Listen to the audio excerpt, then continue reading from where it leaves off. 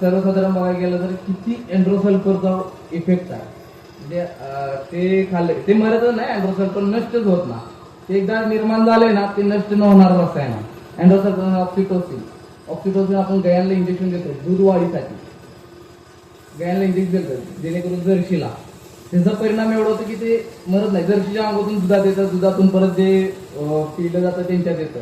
म्हणून सर्वात मोठा आता प्रश्न की महिला जे मुली वगैरे ते लवकर वयात येण्याचं कारण ऑक्सिटोसिन आहे. हे सर्व म्हणजे खतरनाक किंवा घातक रसायन आहे ते ऑक्सिटोसिन. किंवा आपण मारतो किंवा गायांना देऊन त्यापासून म्हणजे दूध वाढण्यासाठी आपण म्हणजे थोडक्यात आपली जी ऋषीमुनींनी जी आपली जीवनशैली बनवली, कुणाचा निसर्गाचा आधार घेऊन जी जीवनशैली बनवली त्या जीवनशैलीप्रमाणे आपण न वागता आपण विज्ञानाची साथ घेऊन त्याला आपल्या स्वार्थाची म्हणजे माणसाच्या स्वार्थाची जोड लावून विज्ञानाच्या साथीला माणसाची जोड लावून हे असं खतरनाक प्रयोग आपण करायला लागलो. म्हणजे उत्पन्न वाढवण्याच्या मागं दूषित करायला लागलो. म्हणजे क्वांटिटी वाढवण्याच्या क्वालिटी खराब करायला लागलो.